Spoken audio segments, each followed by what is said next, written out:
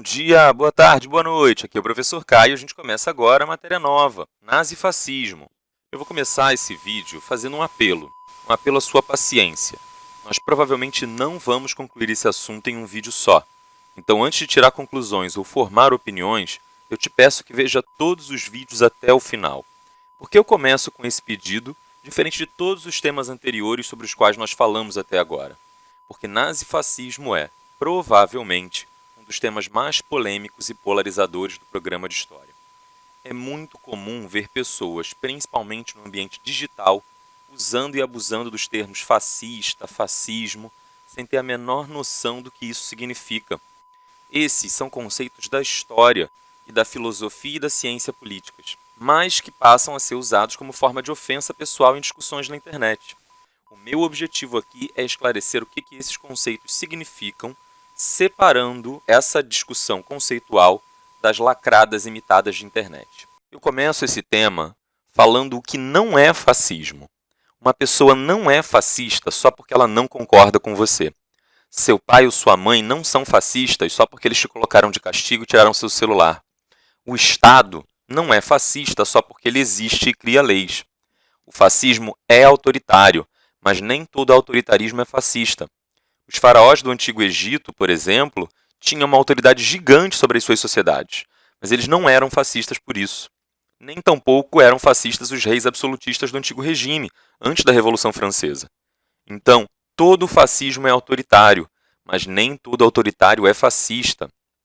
Em primeiro lugar, a gente precisa entender que o termo fascismo pode estar se referindo a dois aspectos interligados, mas diferentes da questão. O fascismo foi uma experiência histórica de um regime que chegou ao poder pela primeira vez na Itália do pós-Primeira Guerra, liderado por um sujeito chamado Benito Mussolini, e esse fascismo terminou durante a Segunda Guerra Mundial. Teve começo, meio e fim, características determinadas que não vão mais mudar, porque esse regime já acabou. Além desse aspecto, quando a gente fala em fascismo, a gente pode estar se referindo a um fenômeno ideológico, social e político que ainda pode acontecer em outros lugares e momentos da história. Estamos falando de uma ideologia que, por isso mesmo, pode se adaptar a condições locais e pode sim reaparecer no cenário político. Com isso, eu quero dizer que o fascismo, como experiência histórica, teve seu momento e não vai se repetir.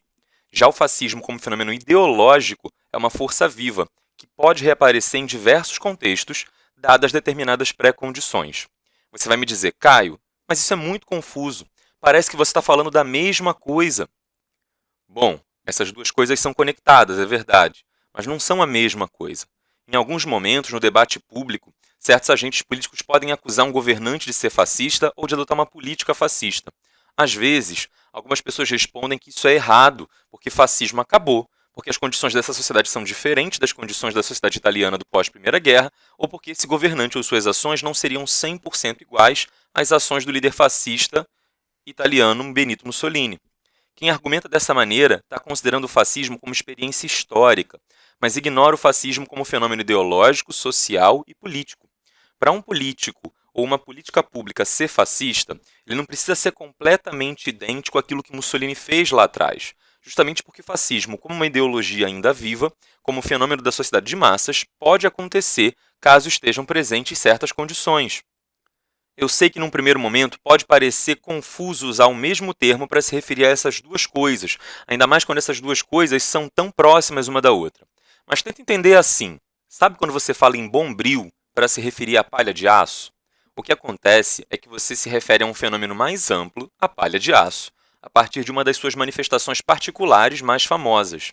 É a mesma coisa, por exemplo, que falar em lâmina de barbear, chamando ela de gilete.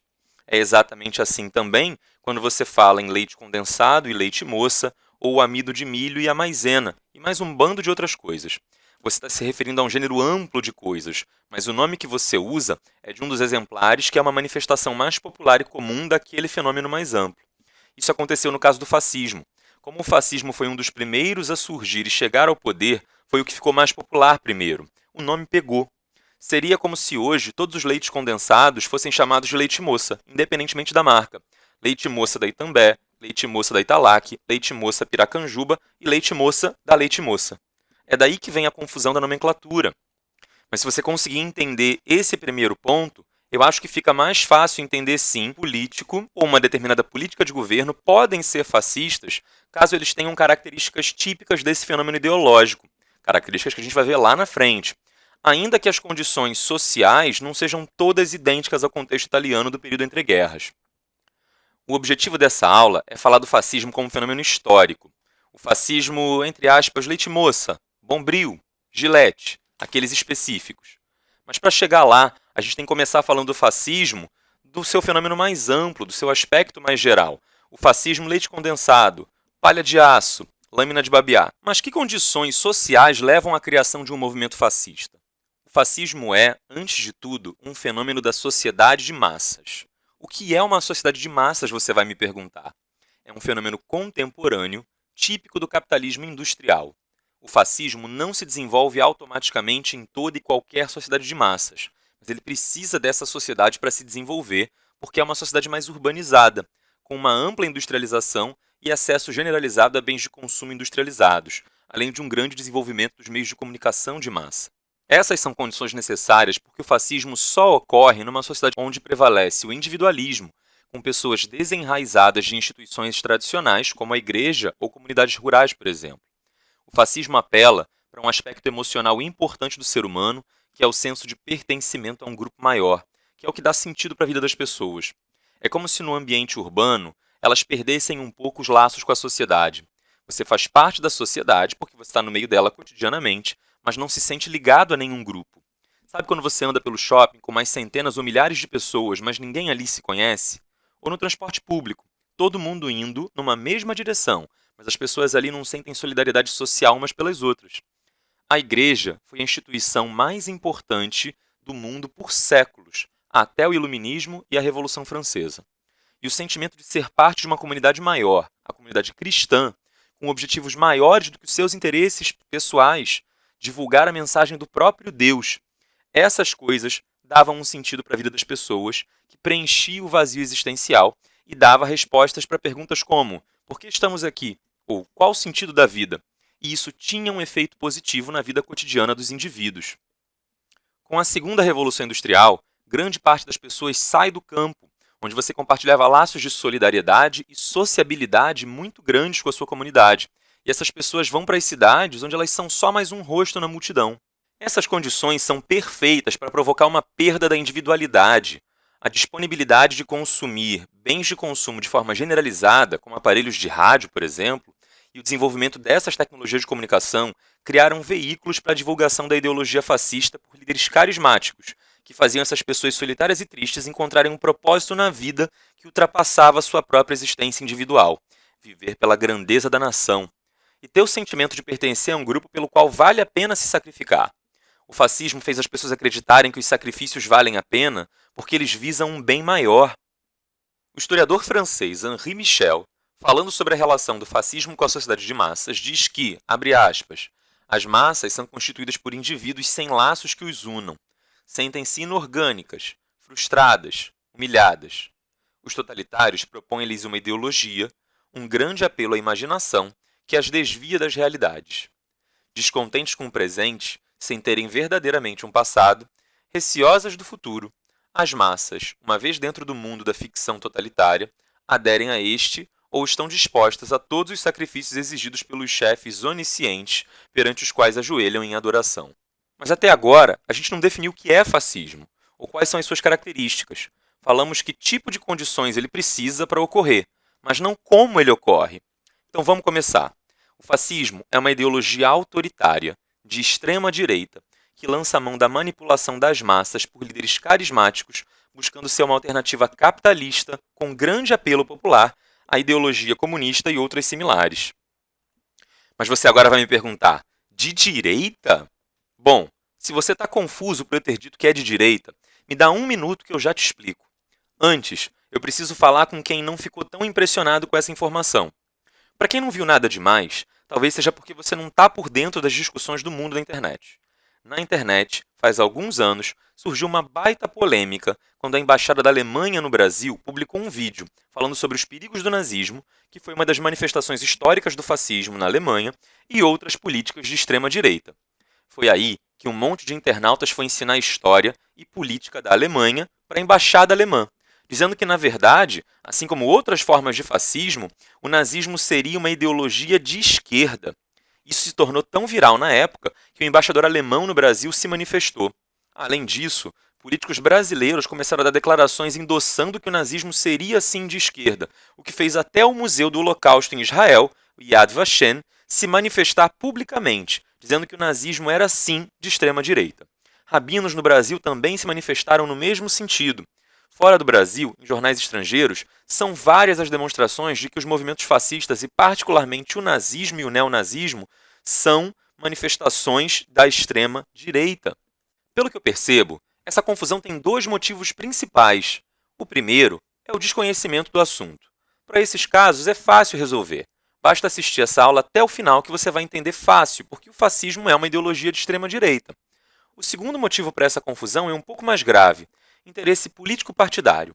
Nesse caso, a solução é bem mais difícil. Tem gente que é de direita, não necessariamente extremistas ou fascistas, mas outras ideologias de direita, e que, por isso, se sentem constrangidos em reconhecer que no mesmo lado do espectro ideológico que eles defendem, existe uma forma autoritária e que foi responsável por muitas mortes. É gente que tem vergonha de reconhecer esqueletos no armário. E para tentar ganhar uma vantagem política, tentam dizer que o seu lado ideológico é melhor, mais limpo, por assim dizer. Porque tudo de mal que já aconteceu no mundo seria sempre responsabilidade do outro lado, da esquerda. Ninguém duvida que muitas atrocidades já foram cometidas em nome do lado esquerdo do espectro político. Por isso, muita gente de direita tenta jogar as mortes provocadas pelo fascismo para o outro lado, para a esquerda. Essa não é uma boa forma de fazer ciência. A gente tem vários exemplos disso na história, e na Revolução Russa nós comentamos sobre o lisenqueísmo e os perigos da negação da ciência em nome da ideologia. Verdade seja dita, essa tendência de classificar erradamente o fascismo de propósito não foi inventada no Brasil. Essa onda veio dos Estados Unidos e se popularizou com falas de pessoas do Partido Republicano, que é o partido mais de direita de lá. Eles começaram a acusar tudo que não gostavam de socialismo, mas como nos últimos anos o socialismo tem se mostrado mais popular por lá, surgiu o medo de que os eleitores se interessassem e até começassem a pesquisar mais e apoiassem o socialismo. Então uma saída foi começar a dizer que o socialismo e o fascismo são a mesma coisa, já que o fascismo é uma ideologia quase unanimemente desprezada. O Brasil, como sempre, importou o que havia de pior no debate político estadunidense, e passamos a fazer essa classificação errada por aqui também. Para convencer quem sabe que o fascismo é de direita, mas nega mesmo assim, tem pouco que eu possa fazer. É preciso que essas pessoas assumam uma postura um pouco mais honesta e democrática, façam uma autocrítica e reconheçam que a ideologia que defendem não é perfeita, como nenhuma ideologia é, e busquem reconhecer os erros. Ninguém corrige seus erros se antes não reconhecer que eles existem. Quando a ideologia entra pela porta, a ciência pula pela janela. Eu vou me dirigir agora a quem realmente não sabe por que o fascismo é de direita e mostrar os argumentos que comprovam isso. Para começo de conversa, existe na internet uma visão equivocada do que é a política. Uma visão unidimensional de que a política seria uma espécie de reta, do qual de um lado está a esquerda e do outro a direita. Esses conceitos, direita e esquerda, surgiram no contexto da Revolução Francesa, e já tem vídeo aqui no canal falando sobre esse assunto, então eu não vou voltar a ele aqui. Quem defende essa visão argumenta que o critério para diferenciar direita e esquerda seria única e exclusivamente o argumento econômico, ou seja, de que a diferença entre direita e esquerda estaria no grau de intervenção do Estado nos assuntos econômicos. Quando o Estado adota o laissez-faire, ou seja, não interfere com a economia, ele seria de direita. Quando o Estado toma qualquer atitude que viola o laissez-faire, ou seja, quando ele interfere na economia, ele seria então de esquerda. Feliz ou infelizmente, a política no mundo real é muito mais complexa do que isso. Se você olhar, por exemplo, para o regime militar que governou o Brasil de 1964 até 1985, mesmo para quem o apoia e o defende, ele foi claramente de direita. Ora, mas nesse período, a interferência do Estado na economia era gigantesca. Havia qualquer coisa menos laissez-faire. O Brasil, nesse período, adotou uma política econômica claramente keynesiana. Mesmo assim, era de direita. Por outro lado, os marxistas, segundo a sua própria teoria, no estágio final do desenvolvimento das forças produtivas, desejam a abolição do Estado. Na prática, isso significa que não haveria mais intervenção do Estado na economia porque não haveria mais Estado. Ninguém pensa em classificar os marxistas como sendo de direita só porque eles são favoráveis no longo prazo à abolição do Estado. A questão não é pura e simplesmente se há ou não intervenção do Estado na economia, mas, muito mais do que isso, qual é o objetivo dessa intervenção do Estado na economia. Caso essa intervenção busque proteger a propriedade privada e o processo de acumulação de capital, ou seja, o lucro dos capitalistas, estamos diante de um governo ou de uma política de direita. Se essa intervenção é para diminuir ou eliminar a propriedade privada, ou, de alguma forma, limitar a acumulação capitalista e redistribuir as riquezas, então estamos falando de uma política econômica de esquerda. Mais do que a mera existência ou não de uma intervenção, o que a gente precisa observar é qual a intenção por trás dessa intervenção estatal. Isso sim é muito mais definidor das diferenças entre direita e esquerda. Traduzindo, ser de direita significa defender e apoiar o capitalismo, enquanto ser de esquerda significa ter uma oposição ao capitalismo e desejar sua extinção ou, no mínimo, uma grande mudança no seu modo de funcionamento para redistribuir as riquezas. É por isso que, em vez de usar o desenho de uma reta para tentar entender a política, acho muito mais produtivo usar esse diagrama. Ele foi retirado de um site inglês chamado Political Compass. Em português, significa bússola política. Esse site é bem interessante, porque lá tem um teste que está traduzido para o português e qualquer um pode fazer, no qual você precisa escolher se concorda muito, concorda pouco, discorda muito ou discorda pouco com o conteúdo de algumas afirmações. Na prática, não há resposta certa ou errada. Cada resposta que você dá é analisada pelo algoritmo do site, que calcula se, a partir da sua resposta, você é mais de direita ou de esquerda, e que tipo de esquerda ou direita você é. O site é pensado para a realidade dos países desenvolvidos, e muitos dos debates políticos que o site aborda não fazem muito sentido para o cotidiano do Brasil, mas a experiência de fazer o teste pode ser divertida. Dito isso, a gente precisa olhar para esse diagrama de forma crítica. Ele é perfeito? Longe disso. Tentar representar a complexidade da experiência humana, ainda mais no ramo da política, com um desenho, com duas retas cruzadas perpendicularmente, não é uma tarefa fácil. Existem outros modelos de diagramas políticos? Muitos. Tem esse. E esse aqui, que é uma variação do primeiro. Tem esses em 3D. Ou ainda esse, em forma de ampulheta.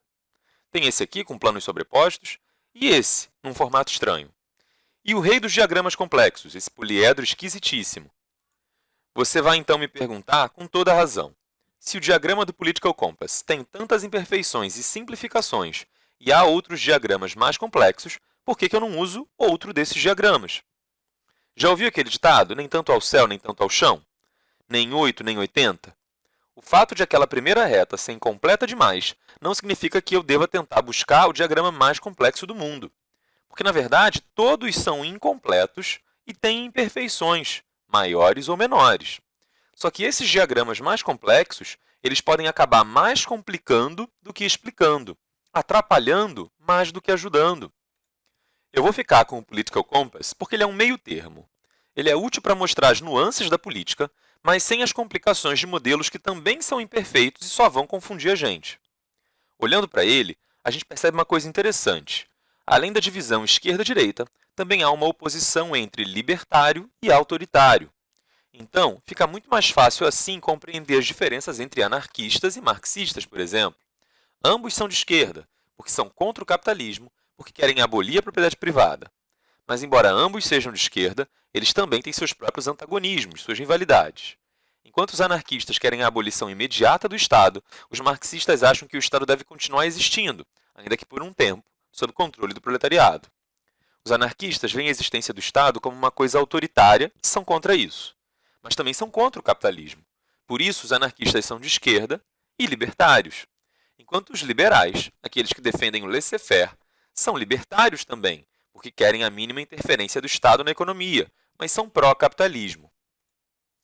Não passa pela cabeça de ninguém que entenda minimamente de ciência política dizer que os anarquistas e os liberais estão do mesmo lado só por serem contrários à ação do Estado. Percebe como aquela reta era incompleta e dificultava a compreensão de alguns fenômenos? Então, existe uma esquerda libertária, que são os anarquistas, e que seriam localizados no canto inferior esquerdo do diagrama.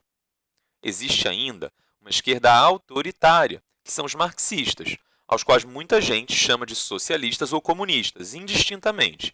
E depois nós vamos falar uma palavrinha sobre esses conceitos e algumas das suas diferenças. Os marxistas estão do lado superior esquerdo do diagrama. Já do lado inferior estão os liberais, à direita, que são favoráveis ao capitalismo, mas contrários à atuação do Estado. Quem, então, seria a contrapartida autoritária da direita, dos liberais? Ou seja, quem são os capitalistas que são favoráveis à intervenção forte do Estado na economia? Os fascistas. Eles estão no canto superior direito do diagrama. Bom, até agora eu afirmei que o fascismo é um movimento de direita, mas ainda não provei para você por que ele é de direita. Se você já acreditou em mim, porque, afinal, eu sou o professor e devo saber do que eu estou falando, você acreditou pelos motivos errados. Um motivo válido para acreditar nessa declaração de que o fascismo é de direita não é apenas o peso da minha palavra e da minha condição de professor. Isso é o que em retórica é chamado de apelo à autoridade, e consiste em acreditar em algo só porque a pessoa que fez a afirmação é qualificada ou especializada no assunto. Pessoas qualificadas e especialistas também podem cometer erros. Isso se nós não considerarmos que esses especialistas podem estar fazendo uma declaração que eles sabem ser falsa porque têm segundas intenções. Há quem argumente hoje em dia que todos os professores de história, Primeiro período de história. ou quase todos, seriam de esquerda. E por isso, eles teriam interesse em acusar o pensamento de direita de coisas horríveis para manipular a cabeça dos alunos. Esse não é o meu caso, de verdade. Mas dizer isso não resolve muita coisa, né? Porque se eu estivesse mentindo, provavelmente seria exatamente isso que eu diria para te convencer.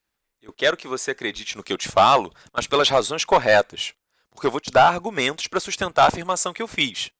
Para começo de conversa, já te mostrei várias declarações publicadas em jornais que confirmam que o fascismo é de direita.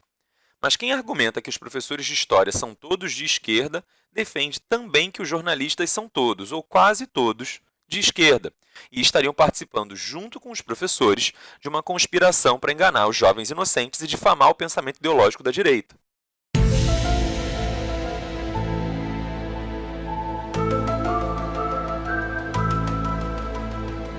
Vamos ver, então, não os argumentos dos jornalistas ou dos professores de história, mas dos historiadores, os cientistas que pesquisam documentos em arquivos, descobrem informações e fornecem uma explicação racional e coerente para os fenômenos históricos.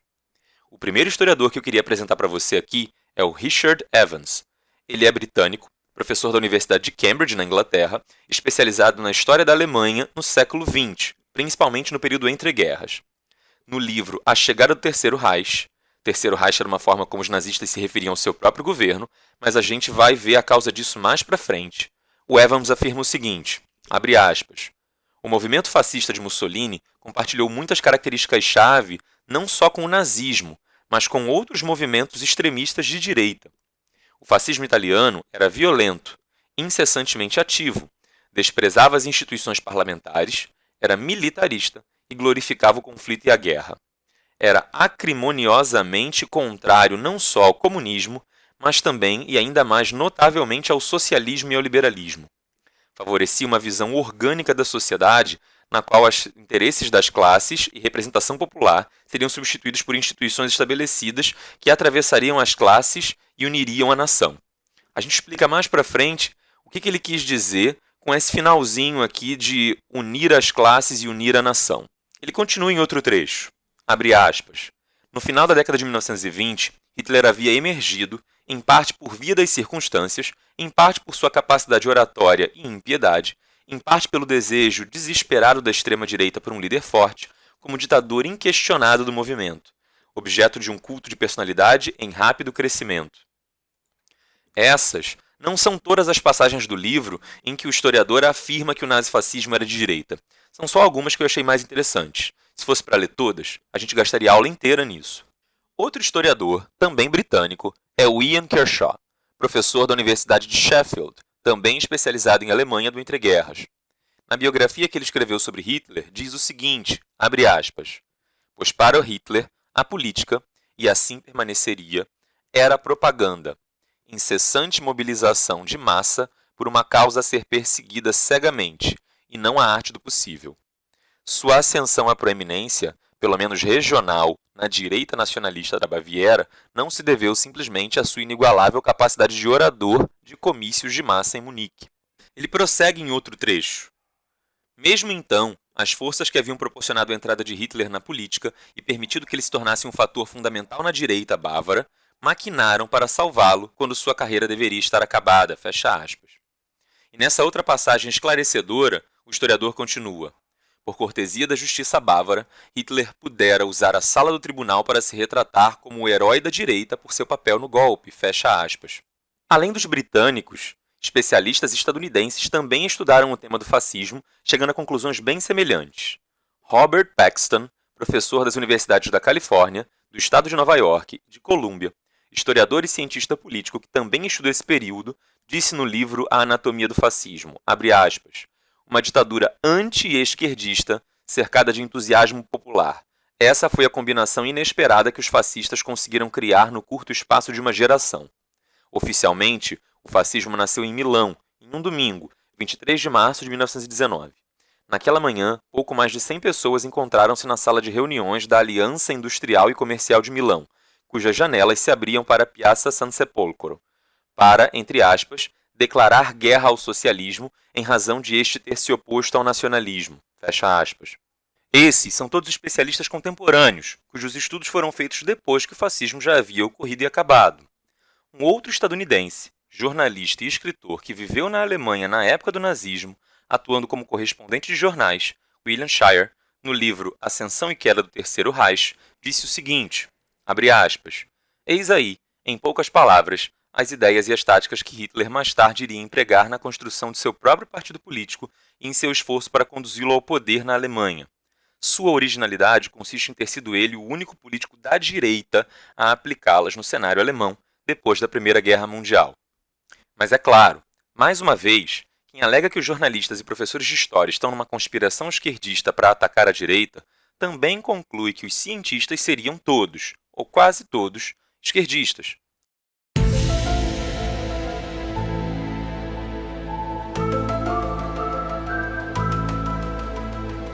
Então, já que o que dizem os professores, os jornalistas e os cientistas não é suficiente para provar que o fascismo é uma ideologia de direita, vamos ver o que dizem os próprios fascistas. No livro A Doutrina do Fascismo, Benito Mussolini, um dos criadores dessa ideologia, afirma, abre aspas, nós estamos livres para acreditar que este é o século da autoridade, um século que tende à direita, um século fascista. Em outra passagem ele diz ainda, em rejeitar a democracia, o fascismo rejeita a absurda mentira convencional do igualitarismo político, o hábito da irresponsabilidade coletiva, o mito de felicidade e de progressos indefinidos.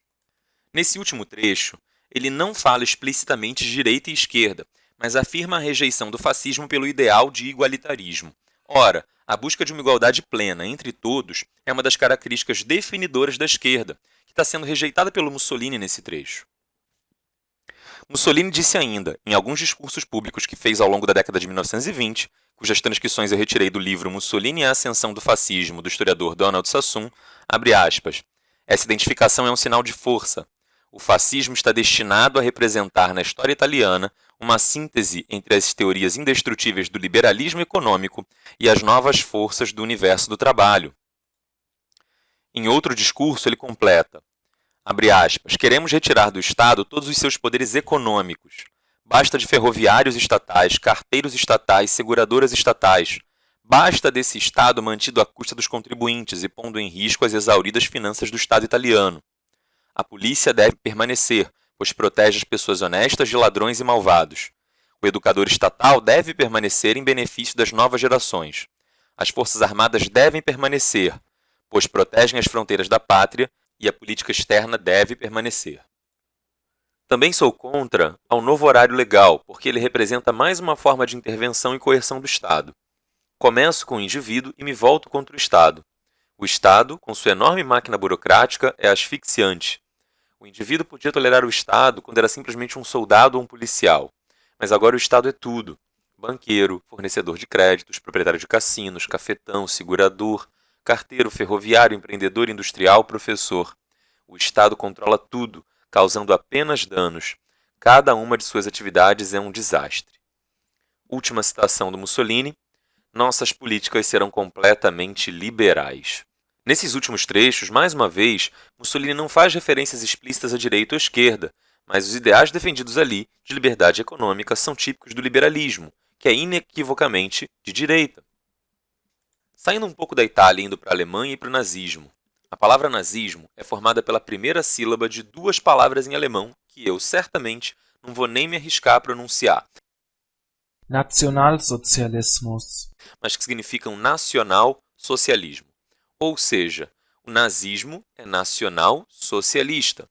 Numa entrevista concedida por Hitler para um jornal britânico, alguns anos antes da Segunda Guerra Mundial começar, ele foi questionado a respeito. A pergunta dizia: por que você se considera nacional-socialista, já que seu programa partidário é a própria antítese daquele comumente credenciado ao socialismo? A isso, Hitler respondeu: socialismo é a ciência de lidar com o bem comum. Comunismo não é socialismo. Marxismo não é socialismo. Os socialistas roubaram o termo e confundiram seu significado.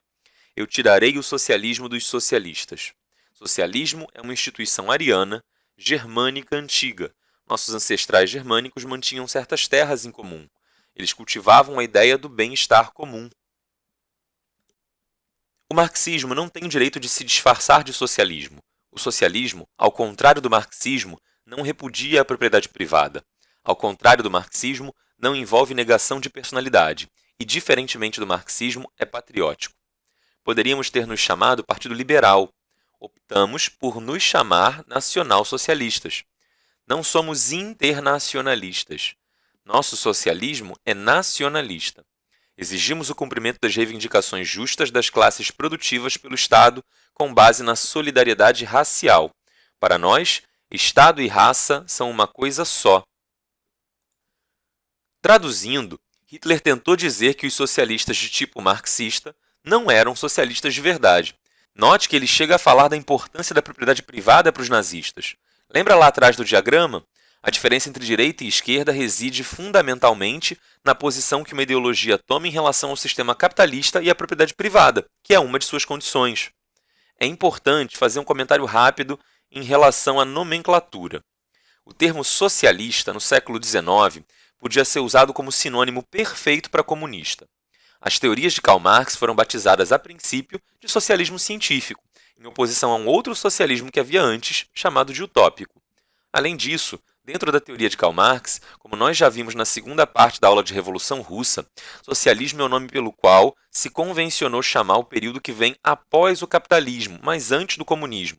Seria sinônimo de ditadura do proletariado, um momento em que o Estado ainda existe e controla toda a economia, mas redistribui a riqueza para os trabalhadores.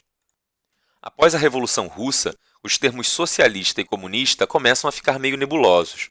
Os bolcheviques passam a se identificar como comunistas, porque a sociedade comunista era a meta e objetivo, mas o governo estabelecido por eles era socialista, porque ainda não havia sido abolido o Estado, nem tinha sido instaurada a sociedade sem classes.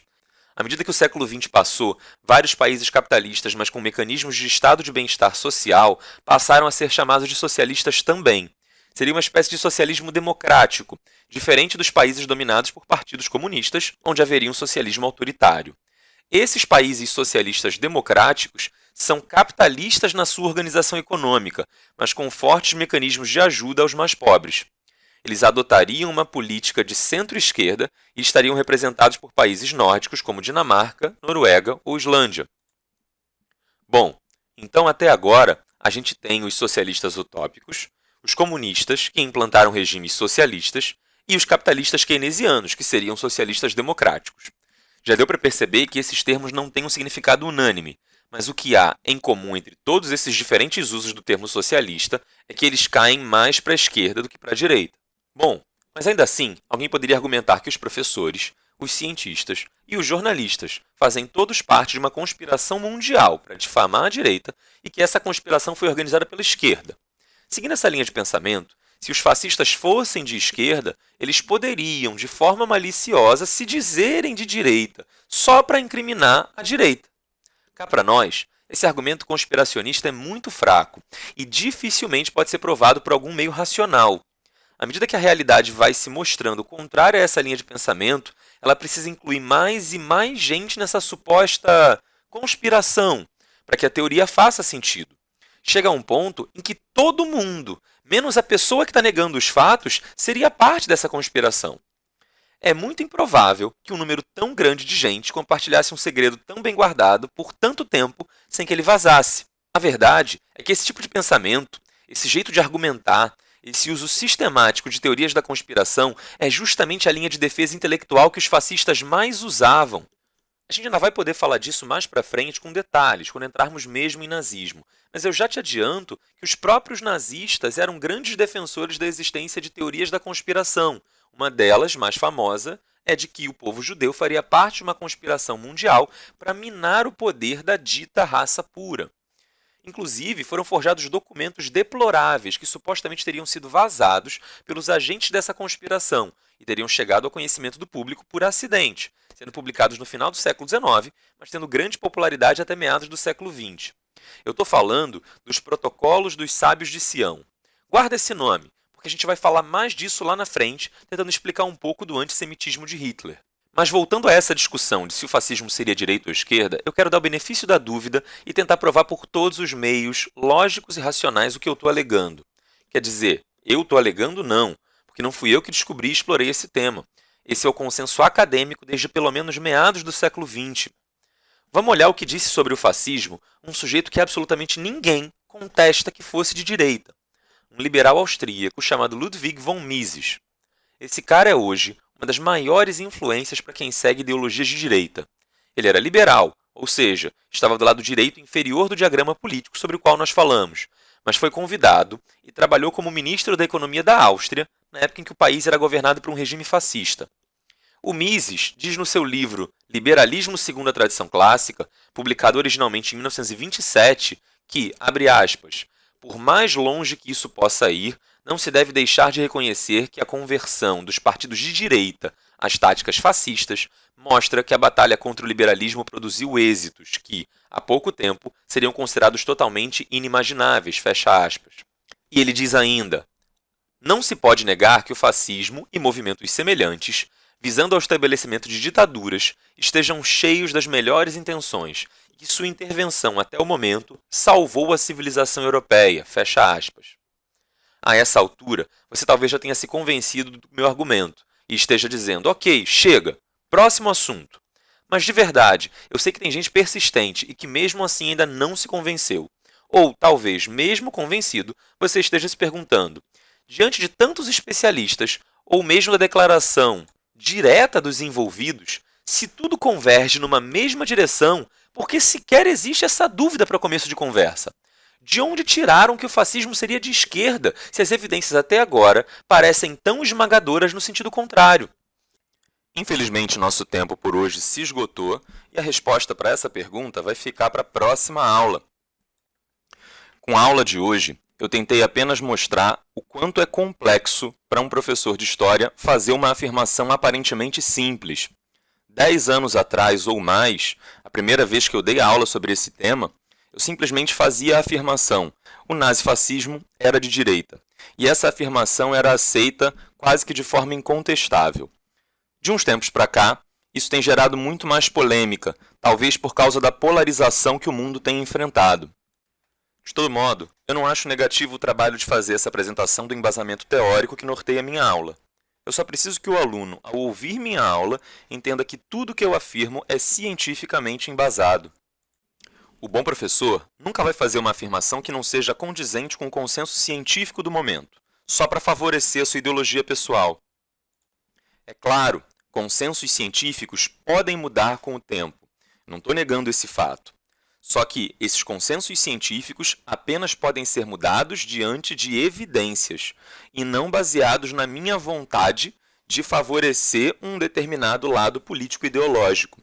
Isso é má ciência. Caso você tenha alguma dúvida, não deixe de mandá-la e não esqueça de lavar muito bem suas mãos.